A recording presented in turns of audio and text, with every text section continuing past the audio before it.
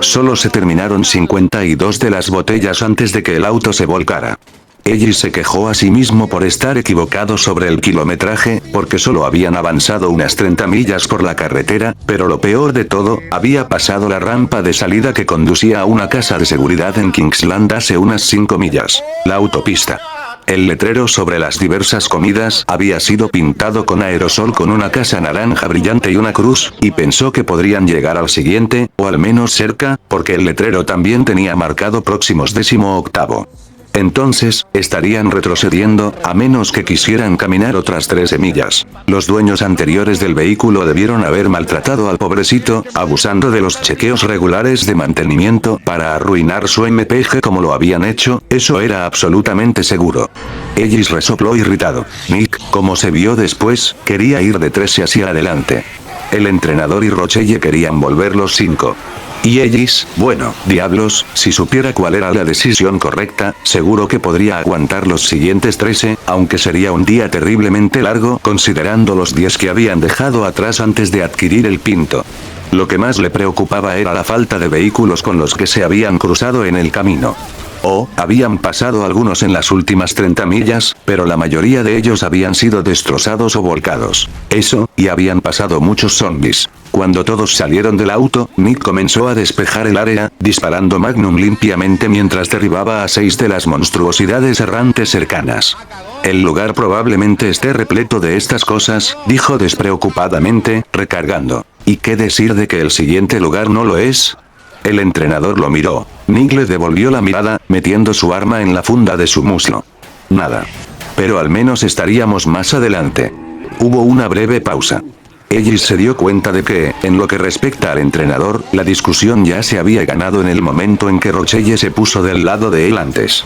Principalmente porque el jugador no podía formar una mayoría por sí mismo con Ellis resistiendo como lo estaba haciendo. Ellis rodeó tentativamente el auto para unirse a ellos en el lado derecho. Me estoy hartando de tu actitud, Nick, se quejó el anciano. El estafador se volvió y levantó una ceja flexible. Bien, ¿sabes qué? Tal vez iré yo mismo. Extendió una mano hacia el sur con una sonrisa demasiado confiada. Entonces, no tendrás que lidiar con mi actitud. Sus dedos hicieron las comillas en el aire, aunque el tono de su voz fue suficiente para entender la implicación por sí solo. Ellis sintió que su estómago daba un vuelco. Woa, rápidamente se interpuso entre ellos. Miró de un lado a otro a cada uno de ellos, asegurándose de que ambos se estuvieran calmando. No nos apresuremos ninguno, dijo. Miró a Nick, sintiéndose, bueno, honestamente, un poco herido por su amenaza. Pensó que habían superado todo, él estaría mejor sin todos ustedes, que había estado en su primer día juntos, al menos, no lo había mencionado desde entonces. Los ojos verdes del hombre cambiaron y se endurecieron cuando se encontraron con los azules. Relájate, no quise decir eso.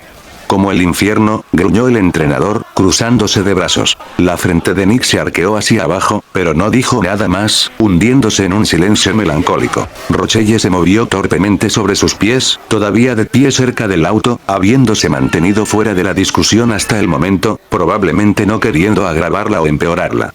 Entonces, vamos a regresar, ¿verdad? Preguntó despreocupadamente, rascándose un picor. Sintió las miradas del entrenador y de Nick alrededor de él. Ellis tragó con incomodidad y estudió sus pies, deteniéndose por un poco de tiempo para pensar. Maldita sea, odiaba estar atrapado en medio de decidir cosas como esta. E imaginó que si se ponía del lado de Nick, comenzaría un verdadero alboroto. Nick, sin embargo, le ahorró la decisión. Sí, lo estamos, dijo. Sus pies ya comenzaban a moverse, dirigiéndose rápidamente hacia el norte. Todos estaban un poco sorprendidos por su rápido cambio de opinión, incluido Ellis. Rochelle se agachó para sacar del coche las escasas provisiones que tenían. El entrenador le quitó la mochila y se la puso. Ellis agarró la mochila de comida y agua y su rifle de caza, asegurándolo a su espalda. Tanto el entrenador como Rochelle comenzaron a caminar, pero optaron por mantener la distancia que el tiburón había ganado sobre ellos, permaneciendo en la retaguardia. Ellis les dio a cada uno una mirada, antes de correr para alcanzar al hombre. Nick desconectó sin emoción lo que estaba frente a él mientras avanzaba, su rostro se concentró en una profunda, pero ilegible. Ellis ni siquiera estaba seguro de haberlo notado cuando trotó a su derecha. Esperó un momento al unísono y luego se armó de valor para hablar. Oye, comenzó, mirándolo desde alrededor del arma levantada.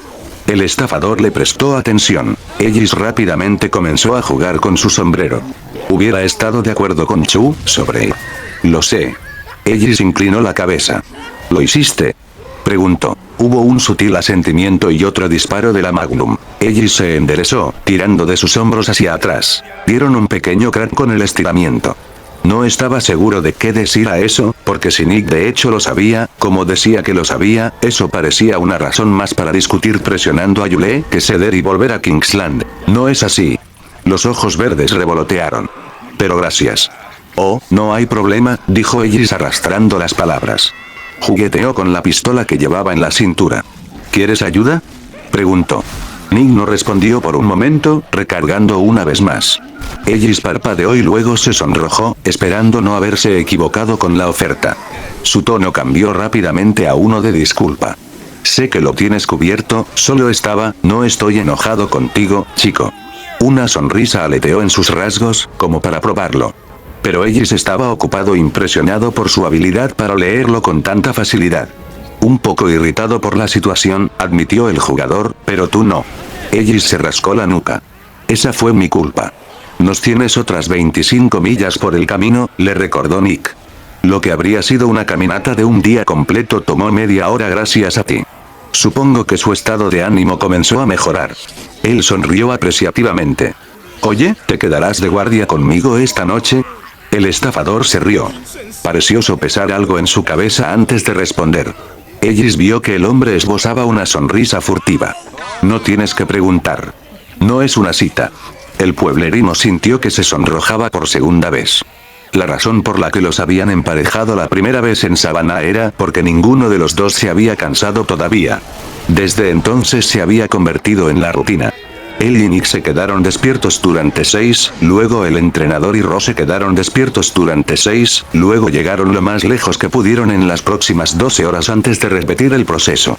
Pero en la corta semana que habían estado todos juntos, Ellis se había apegado a esas 6 horas que pasó con el hombre, que parecía entenderlo y escucharlo y al mismo tiempo lo desafiaba un poco. Su boca comenzó a moverse torpemente.